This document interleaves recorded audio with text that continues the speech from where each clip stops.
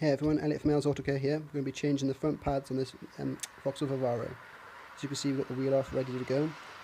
Before we got that, we've got the jack up and axle stand to the back there. With the wheel off as well there, I've put the wheel underneath the sill just to keep it an extra little bit safer.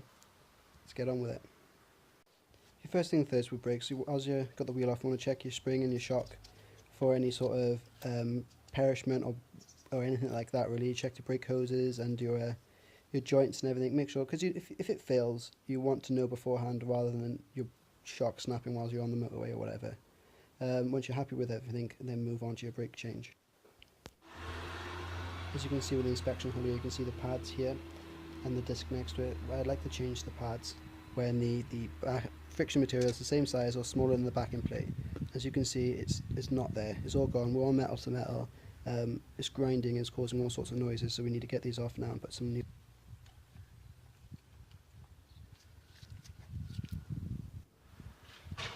Alright, we need to get this caliper up out of the way, but sometimes the pads can catch on this lip here. So what we need to do is compress the piston inside the caliper so we can move the pads up past this lip and just clear it, really make it nice and easier for us. I like to do that by putting a pry bar or a large screwdriver or something like that inside the inspection hole and leave it on the outer pad, just enough just to clear that little lip. You want to be careful here not to damage the disc in any sort of way or anything like that. Just be sensible.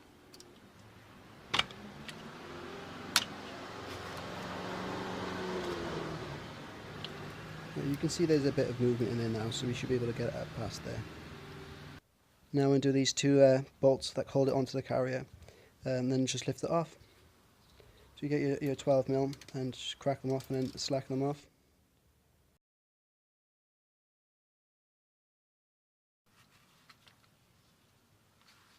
With that done, now we can wiggle the caliper up off the brakes and expose the pads now.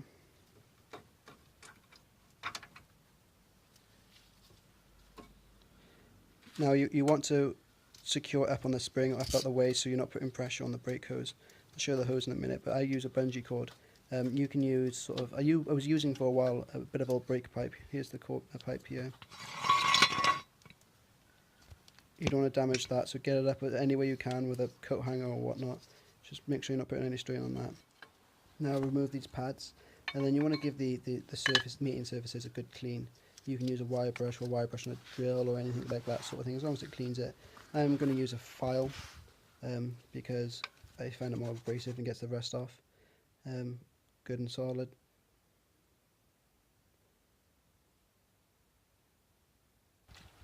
Now give it a squirt. I'm using the brake cleaner, this is. I'm using a squirt you can, but you can use like an aerosol or whatnot. Try putting something underneath it to catch it so it doesn't stain your drive or the pavement or something, whatever you're doing it on.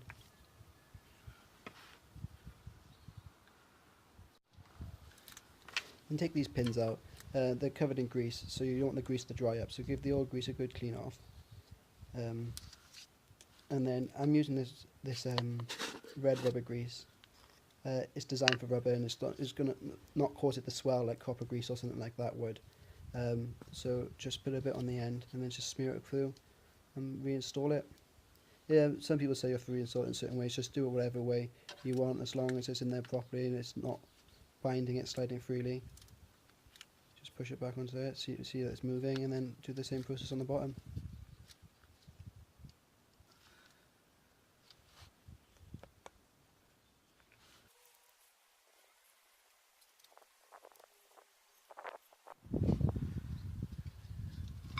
Move the caliper here. Fortunately, I found a tear. I don't know if you can see it. It's there by my thumb. Can you see it there? Right down in there.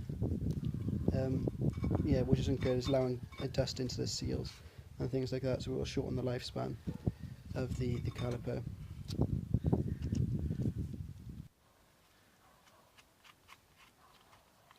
Now, I like, because there's a rubber as well and it's moving back and forth and it's exposed to the elements, I like to clean it off and then put that special rubber grease on it as well, just to make sure it's nice and soft and supple so it doesn't cause any more cracks. I know there's a break in it already, but we don't want to cause any more.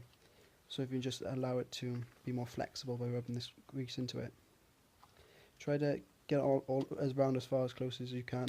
It's a bit tight to the caliper, so you can't really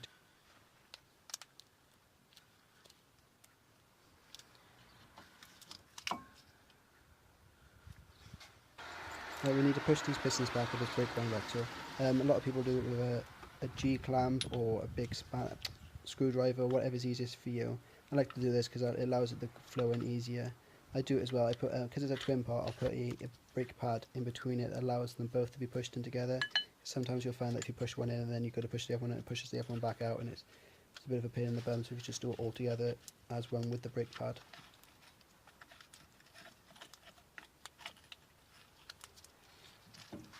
You see the brake pad there allows it just to push it in evenly. If you watch now, you can see it'll jolt, like it'll go in evenly, but then it'll catch up. So just keep going with it, and when you push onto the end and it's flush and hard, then don't force it any further because you'll cause damage. Just let it go.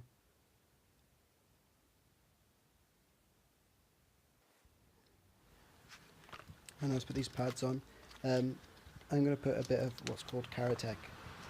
We don't use copper grease anymore. So here it is. So this Caratech is a metal-free lubricant, and what you want to do is just smear it gently on the edges, like so.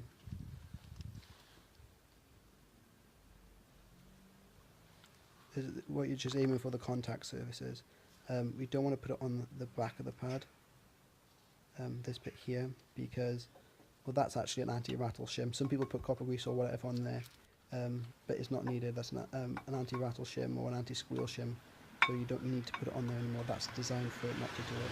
So the tab there, that's what we're talking, there's a little shim in the back.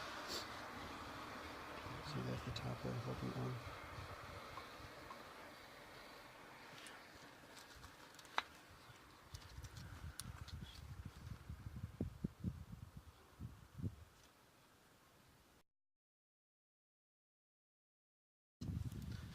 With those sat on square now, just get the caliper back on. This pack comes with new bolts, so we make sure we fit those bolts.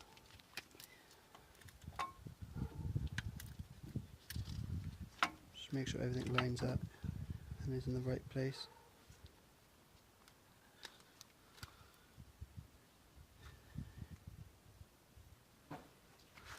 This first bolt, we're going to put it in finger tight because we don't want to cause anything to be cross-threaded or anything like that, and want to make sure it's all lined up before you pull one side all the way on, and then you have to take it back off to put the other side back on.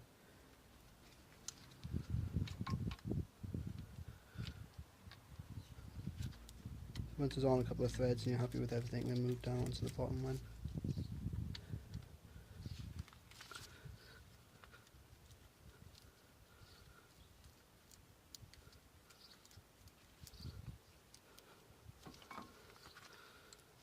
And when you're happy with all of them, grab your ratchet and just do it up nice and tight.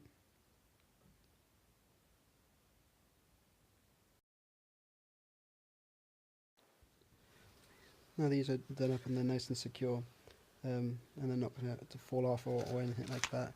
You need to reset the pads on the disc. So you can see there's a big gap on the back of the piston there, and there's going to be a gap on the pads as well, there on the disc, and there on the disc. There's a sloppy in there. You need to pump the pedal to set these on there properly, or else when you get in there and you try to drive off, you'll have no pedal. So we'll pump them now, and you should be able to see them sit properly.